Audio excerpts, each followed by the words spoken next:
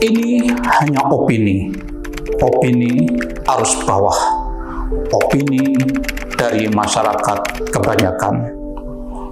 Opini hanyalah sudut pandang, tentu ada yang sama, ada yang beda. Beda akan berbuah kebaikan bila kita terbuka, mau memberi, mau menerima. Assalamualaikum warahmatullahi wabarakatuh. Berjumpa lagi dengan saya, Ahmad Yeni dari N3 TV. Inspiratif, mencerdaskan, menyejukkan. Mulai sekarang akan ada lagi program yang disajikan oleh N3 TV, yaitu program Opini Arus Bawah. Artinya apa? Itu opini itu berarti sudut pandang kita, tanggapan kita terhadap sesuatu. Nah, karena saya itu tinggal di daerah, maka saya beri nama Opini Arus Bawah. Untuk edisi pertama ini, saya akan ikut-ikut memberikan pandangan, saya akan ikut-ikut memberikan sudut pandang saya, melihat rapat antara, mohon maaf ini agak panjang namanya, rapat kerja antara Komisi 3 kemarin DPR RI bersama Komite Koordinasi Nasional Pencegahan dan Pemberantasan Tindak Pidana Pencucian Uang yang disingkat TPPU, yang dihadiri oleh koordinatornya yang secara ex officio dijabat oleh Menko Polhukam Mahfud MD. Pada saat itu Pak Mahfud juga disertai oleh timnya, salah satunya dari Ketua PPATK, yaitu Pusat Pelaporan dan Analisis Transaksi Keuangan. Menarik sekali, saya yakin banyak yang menyaksikan. Dan kalau saya saksikan itu komentar sebagian besar itu semua mendukung Pak Mahfud. Jadi malam itu, kemarin acaranya itu dari jam 3 sore, harusnya jam 2 tapi diundur sampai jam 3. Terus break sekitar belum maghrib, jam setengah 5 atau berapa kemarin saya lupa, sampai tadi malam. Dan menurut saya sangat menarik, terutama setelah kita menyaksikan paparan-paparan dari Pak Mahfud secara gamblang. Dan ya mohon maaf kalau ini kan sudut pandang ya, sudut pandang saya bisa jadi beda dengan yang lain.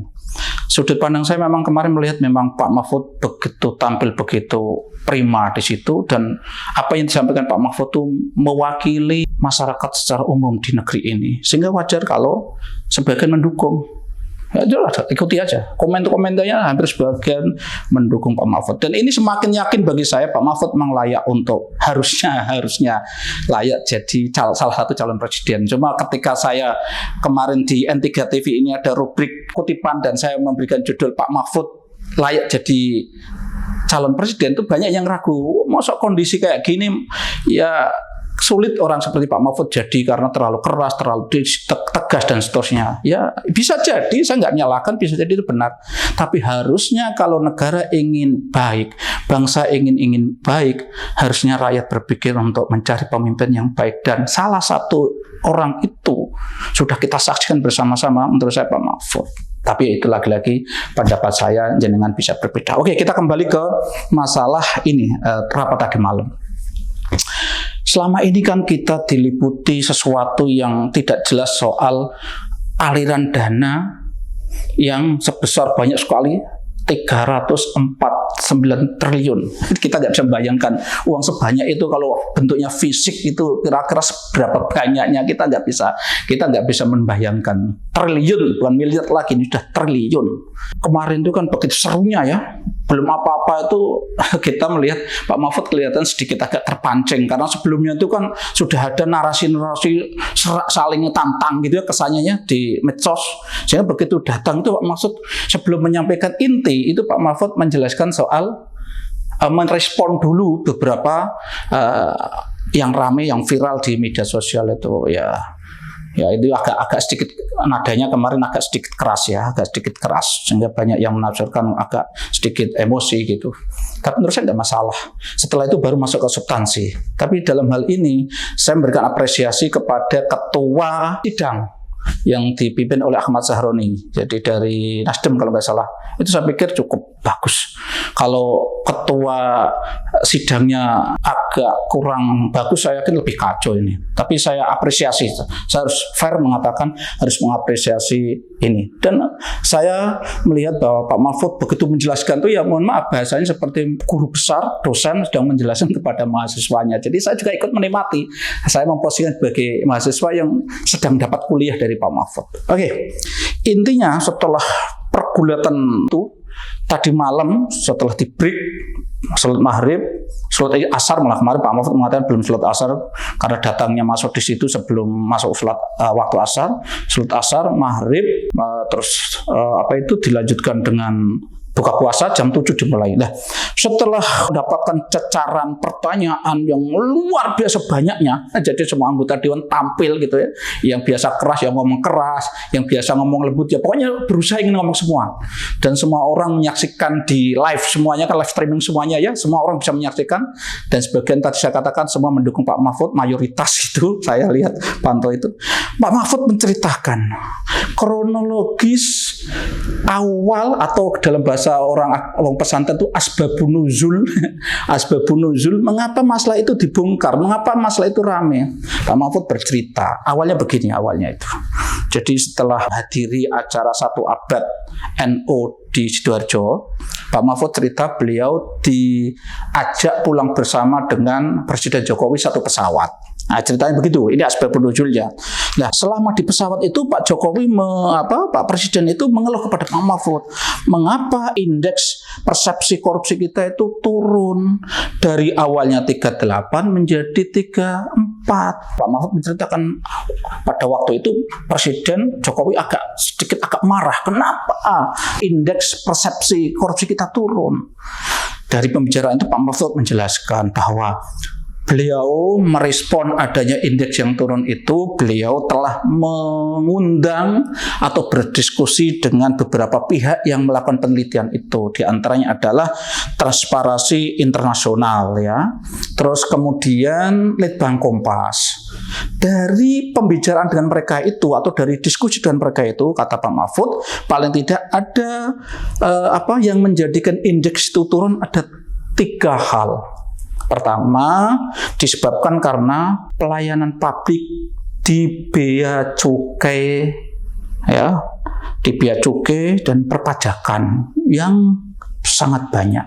Pertama. Yang kedua, ada praktek-praktek di tengah-tengah masyarakat itu adanya ketika orang mau dapat ini, orang mau dapat kedudukan ini, maka praktek yang namanya suap itu terjadi.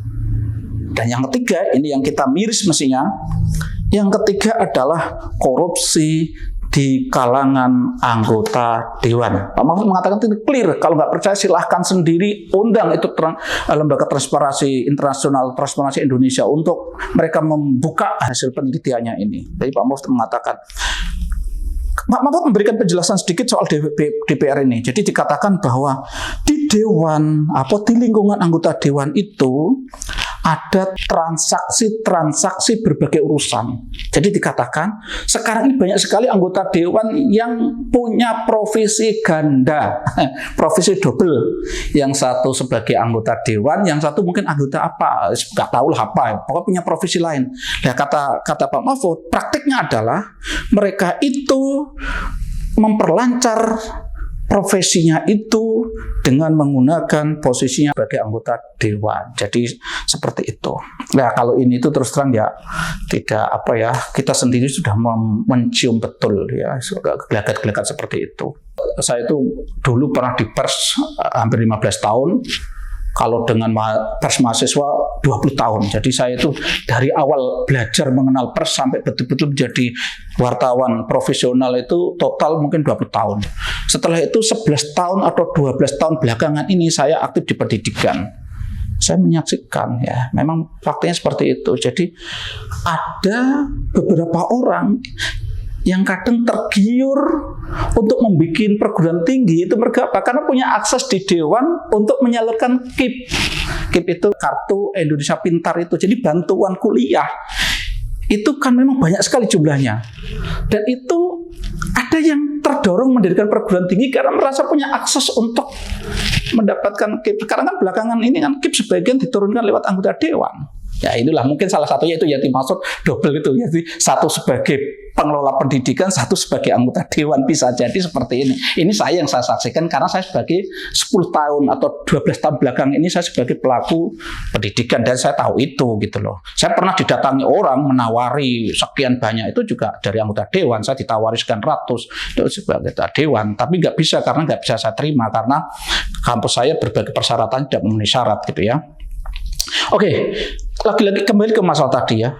Jadi intinya kalau kita melihat kemarin tadi, kita ya patut prihatin karena begitu ngerinya korupsi di negara ini. Karena memang harusnya negara ini kaya raya loh. Kalau pejabatnya benar itu nggak seperti ini. Udahlah, negara ini surga. Kalau jenengan yang sudah biasa keliling ke luar negeri, baru merasakan betapa Indonesia itu surga. Tapi surga ini menjadi tidak menghasilkan apa-apa untuk warganya karena ya tadi, ya yang mengelola itu nggak seperti itu. Kembali ke masalah Pak Mahfud tadi. Jadi Pak Mahfud cerita, setelah omongan dari Pak Jokowi itu, terus ditambah ada kasus yang melibatkan orang yang terlibat di keuangan, yaitu kasus penganiayaan Mario, anaknya Alun Rafael, yang menganiaya David, anak salah satu anggota Banser, salah satu pengurus Banser pusat, itu jadi viral. Karena Mario itu ternyata selama ini memamerkan kekayaan keluarganya dengan secara ya flexing atau apa itu namanya di media istilahnya anak-anak sekarang itu, yang pamer kekayaan. Termasuk foto di atas di depan mobil Rubicon. Nah, ini pinter ini, saya lupa lah. Ini punya Rubicon soalnya. Oke, jadi dari itu akhirnya Pak Mahfud tertarik untuk mendalami. Dan salah satunya akhirnya Pak Mahfud minta laporan dari PPATK karena beliau sebagai ketua tadi. Sebagai ketua tadi yang saya sebutkan tuh yang panjang, saya belum hafal ini ya. Panjang itu.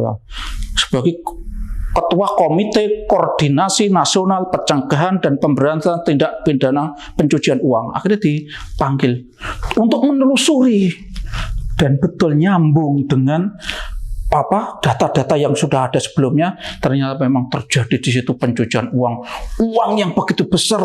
Saya nggak tahu betul detailnya bagaimana, tapi intinya ternyata terjadi uang yang bukan langsung diputusi korupsi ya, paling tidak ini patut diduga bahwa uang yang sekian banyak itu adalah ada niat yang tidak baik, dan itu kebetulan melibatkan bapaknya Mario dan sekarang menjadi proses yang melebar kemana-mana. Tapi itu ceritanya awalnya dari itu. Oke, jadi intinya kalau saya mengajak semuanya saja, ayo kita dukung bersama-sama Pak Mahfud untuk mengungkap ini. Karena terus terang ini tantangannya berat sekali. Ini uang sebesar 349 itu mesti melarinya kemana-mana. Banyak sekali yang menikmati. Artinya banyak sekali yang berkepentingan untuk agar masalah itu tidak dibongkar. Pak Mahfud bisa dikatakan menjadi musuh banyak orang. Maka rakyat kita semua harus berada di belakang Pak Mahfud. Ayo kita berikan dukungan secara moral, bareng-bareng Pak Mahfud harus didukung untuk mengungkap masalah ini yang sejelas-jelasnya biar tidak terjadi dusta di antara kita. Itu loh, jadi gitu. Jadi kita ingin, ayo kita dukung bersama-sama. Terus saya melihat ini sesuatu yang fenomena yang ini lagi-lagi ini opini sudut pandang saya. Ini bagi saya jadi ada perbedaan antara Pak Mahfud dengan Bu Sri Mulyani. Itu di forum itu juga dijelaskan. Bu Sri Mulyani itu berkali-kali dipuji oleh Pak Mahfud sebagai orang yang baik. Bahkan dia mengatakan dia adalah Menteri Keuangan terbaik. Pak Mahfud berkali-kali mengatakan di antara sekian orang di kabinet yang dia merasa orang itu luar biasa dan dia bisa kerjasama dengan baik, Pak Bu Sri Mulyani. Pertanyaannya sekarang, kenapa dalam masalah ini mengalami perbedaan dan itu diungkap di depan publik, semua orang tahu. Ini dijelaskan oleh Pak Mahfud bahwa perbedaan itu terjadi, kelihatannya beda penafsiran dalam membaca data. Datanya sama, tapi beda membacanya. Ya, kira-kira apa kok bisa berbeda? Ini lagi-lagi sudut pandang saya. Sudut pandang saya kelihatannya terjadi karena Bu Mulyani, ya mohon maaf ya, namanya Bu Mulyani itu orang hebat, orang pinter, orang akademisi, perempuan lagi. Mungkin Bu Sri Mulyani itu kan bahasanya kan namanya orang perempuan, ya mungkin ngopinya kurang, keluyurannya ini kan lebih ke di belakang meja, namanya orang perempuan. Nah, saya melihat di situ Pak Mahfud adalah orang laki-laki yang ahli hukum, malang melintang kemana-mana. Jadi mungkin informasi macam-macam itu tidak hanya satu sumber. Mungkin Bu Mulyani kelihatannya dalam kasus ini saya melihat Bu Sri Mulyani terlalu percaya, atau Bu Sri Mulyani hanya mendapatkan asupan informasi dari orang-orang di lingkungan Departemen Keuangan yang mungkin bisa jadi mereka itu punya kepentingan. Jadi data yang diberikan Bu Sri Mulyani, penafsiran yang diberikan kepada Bu Sri Mulyani, persepsi yang kira-kira ya bisa jadi karena untuk melindungi kepentingan tadi. Bisa jadi, namanya ini kan masih berbagi dukungan. Karena ini rapat ini nanti akan berlanjut ini. Komisi 3 kelihatannya akan menjadwalkan lagi, akan berlanjut. Kita saksikan saja nanti endingnya bagaimana. Tapi kita berdoa bersama-sama, kita dukung bersama-sama agar ini terbuka dengan baik. Nah, kelihatan seperti itu. Jadi kalau saya melihat persepsi yang saya tangkap ya, Pak Mahfud dalam konteks ini adalah karena dia orang hukum, melihatnya dari berbagai aspek hukum. Nah, sementara Bu Mulyani menggunakan data-data penafsiran yang dari hanya anak buahnya bahwa ini enggak ada hubungan. Tapi intinya ini masih perlu di-cross. Masih perlu di-cross. Nah, dari gara-gara perbedaan ini, saya itu geli, lucu bener saya. Saya lupa ya siapa ya anggota dewan yang kemarin ngomong itu, saya lupa juga, tapi dan nggak perlu saya nyebut nama lah kalau gitu. Anggota dewan itu mengatakan, Pak Mahfud itu jangan bikin gaduh, mestinya masalah itu diselesaikan di dalam, jangan di luar. Ini memang salah satu ciri khasnya Pak Mahfud itu kan sering mengungkapkan sesuatu di publik.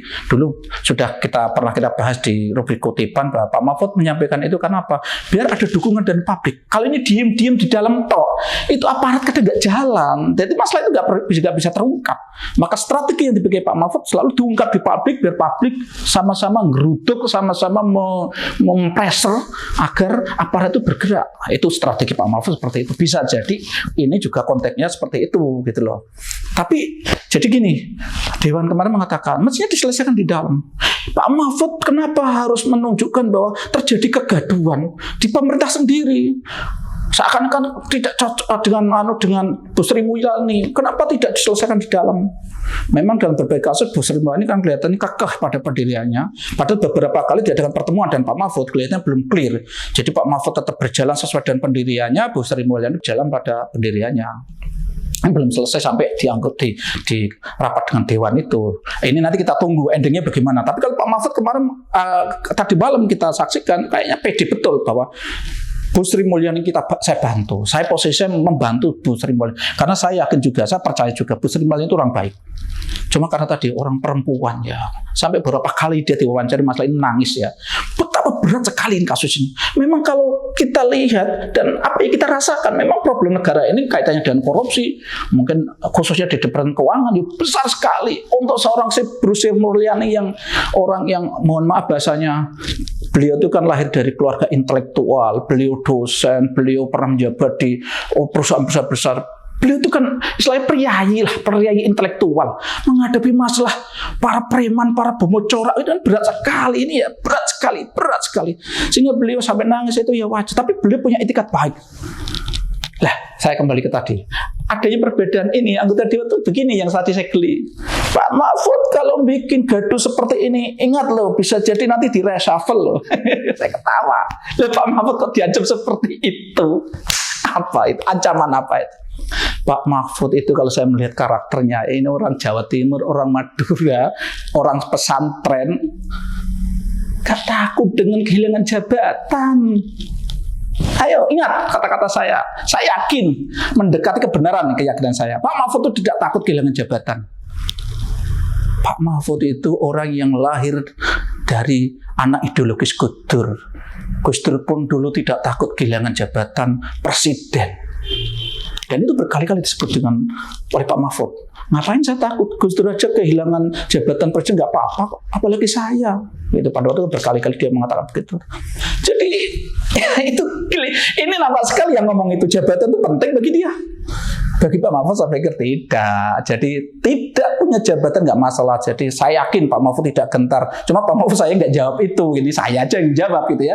Pak Mahfud nggak jawab apa beliau itu takut apa tidak. Tapi saya yakin Pak Mahfud dengan gertakan itu tidak takut. Nah, kok di reshuffle dari kabinet. Nah, saya yakin Pak Jokowi tidak mungkin. Pak Jokowi itu terus terang menurut saya sangat punya hubungan dekat dengan Pak Mahfud. Keberanian Pak Mahfud mengungkap ini saya yakin tidak lepas dari lampu hijau dari Jokowi. Kita ingat, sebelum Jokowi itu maju sebagai presiden bersama Yai Ma'ruf, awalnya kan Pak Mahfud. Artinya betapa Pak Jokowi sudah melihat, padahal tahun sebelumnya, pada pemilu presiden sebelumnya, Pak Mahfud itu tim suksesnya Prabowo, bayangkan. Kok bisa-bisanya ketika periode berikutnya Pak Jokowi mau maju, justru Pak Jokowi mengajak Pak Mahfud, ini kalau tidak ada sesuatu yang istimewa nggak mungkin. Kalau logika politik tok nggak mungkin. Ini logika hati nurani, logika kebenaran. Sehingga ketika orang itu benar, tidak akan terpengaruh dengan hal-hal yang seperti dinamika politik yang sifatnya hanya sementara. Kembali ke tadi, saya yakin Pak Mahfud dulu mau diajak jadi wakil presiden, terus ada dinamika politik, terus detik-detik terakhir Pak Mahfud digantikan posisinya oleh Kiai Ma'ruf, dan Pak Mahfud pada waktu itu clear, meskipun rat kecewanya juga ada, tapi clear setelah itu tidak ada masalah dan membantu Presiden Jokowi dan diangkat sebagai Menko Polhukam. Posisi ini sangat penting dan saya yakin Pak Jokowi sangat, bahasanya apa ya, nggak enak kalau sangat butuh tuh ya, nggak enak. Tapi ini ya, Pak Jokowi sangat terbantu oleh keberadaan Pak Mahfud. Jadi Pak Mahfud jangan takut. Saya yakin jenengan nggak mungkin di reshuffle. Kalau toh di reshuffle, saya yakin jenengan tidak akan pernah menangisi jabatan yang hilang itu. Kami bersama jenengan. Terus terakhir, carut marutnya negeri ini, korupsi yang begitu besar dan perilaku anggota dewan yang kita tahu, yaitu kita tidak bisa menyalahkan mereka semua. Itu juga rakyat ikut andil. Kenapa kita ini kadang ya, mohon maaf semuanya lo ya, kok kadang milih orang karena dapat duit. Ayo, ini yang di depan saya kelihatannya mungkin ya itu geleng-geleng, tapi dia katakan tidak. Bisa jadi karena itulah, cobalah kita berani nggak milih orang karena kita yakin orang ini baik. Ini rakyat juga harus dididik. Bagaimana lah? Saya terus terang sedih ya. Beberapa kali saya itu kan ya wartawan, saya itu ya banyaklah relasi. Mosok sampai beberapa orang tuh punya pikiran kalau mau maju bupati harus sekian miliar punya. Artinya apa? Ketika orang itu mau dicalonkan tuh yang dilihat dulu punya uang tidak, itu sedih betul. Saya itu kadang diam, tapi namanya teman kadang saya nggak bisa membantah itu, tapi saya mengatakan kalau ikut seperti ini rusak. Kenapa tidak? Terus kita cari orang baik dulu. Kok orang itu tidak? Makanya jangan heran sekarang anak-anak kecil, anak bau kencur itu karena orang tuanya kaya bisa jadi bupati. Orang masih umur 25 tahun, 27 tahun jadi bupati, pengalaman belum ada. Karena apa? Uangnya banyak. Ini sudah saya pikir semua orang tahu. Lah ini rakyat harus mulai juga milih pemimpin yang baik, nggak menyaksikan yang badut-badut politik seperti itu. Ya kalau ada badut-badut politik bukan salah mereka. Kita juga sebagai rakyat juga salah. Terus ini mulainya dari mana? Mengakhiri ini memang, aduh ya Allah, sulit sekali. Tapi yang jelas saya minta kepada ulama-ulama, kiai-kiai, ayo tetap diajarkan moralitas, tetap diajarkan kebenaran. Sehingga harapan saya, rakyatnya, pemimpinnya pelan-pelan kembali ke jalan agama. Entah agamanya apa? Saya yakin semua agama mengajarkan kebaikan. Saya bersyukur sekali kalau saya itu di lingkungan NU, ada yang namanya Gus Baha, orang yang nampak sekali sangat tulus begitu ya, dia bicara belak-belakan. Semoga ini bisa merubah, kan nggak banyak juga ulama seperti Gus Baha. Nah, saya berharap semakin banyak ulama seperti Gus Baha yang sikapnya independen, sikapnya itu yang penting pertama hidup sederhana. Kayak Gus Baha kan hidupnya sederhana. Yang jadi repot kalau orang sudah hidupnya serba gengsi, orang inginnya hidup gengsi itu jadi masalah. Tapi kalau orang mau hidup sederhana itu biasanya biaya hidupnya yang murah, maka tidak cari uang kemana-mana, apalagi uang yang haram. Oke, ini cukup panjang karena memang masalahnya menarik sekali. Mungkin besok nanti akan ada lagi analisa opini ini karena masih akan berlanjut ini. Tapi menurut saya ini menarik sekali. Kesimpulannya adalah pertama, ayo kita dukung Pak Mahfud untuk mengungkapkan kebenaran ini, dan berikutnya ayo kita sebagai rakyat belajar. Pilihlah pemimpin-pemimpin berdasarkan hati nurani kita, atas keyakinan kita bahwa orang itu baik, bukan karena orang itu bayar berapa kepada kita. Kalau suatu ketika ada yang pura-pura baik mau pemilu ngasih uang, terima saja, tapi saat milih jangan karena itu. Cari pemimpin yang baik. Partai-partai ya cobalah calon-calonnya cari yang baik, dijajar, didaftar itu calon-calon orang baik, bukan orang yang sudah punya deal-deal nggak baik pun dipasang. Ini juga pokoknya semuanya ini harus mulai dari berbagai, karena kompleks, masalahnya kompleks, jadi harus mulai dari berbagai pihak. Oke, itu menurut saya. Dan terakhir tadi para ulama, saya betul-betul berharap jangan sampai ulama-ulamanya juga ikut arus. Saya berharap, karena terakhir menurut saya untuk menyelesaikan ini adalah benteng agama, dan itu adalah ulama yang memegang. Cukup sekian, mohon maaf kalau ada yang tidak pas dari opini saya ini, karena ini hanya opini, sudut pandang bisa sih Anda berbeda dengan sudut pandang saya, tapi paling tidak ayo kita saling mendengarkan, ayo kita saling bisa memberi dan menerima, sehingga kita meskipun beda tapi kita tetap dalam hubungan kebersamaan yang baik. Cukup sekian, semoga bermanfaat. Assalamualaikum warahmatullahi wabarakatuh.